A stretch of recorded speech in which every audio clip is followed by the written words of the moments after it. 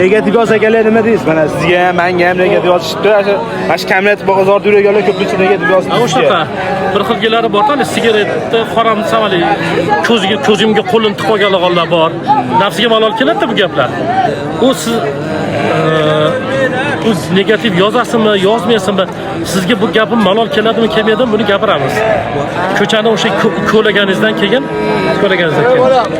5 kunga ruxsat beriladi, 5 kundan tashqariga noma'ya amalingizga gunoh yozilib turadi. Kim bo'lishidan qat'iy nazar yamab qo'ying biroq. Tushundingizmi?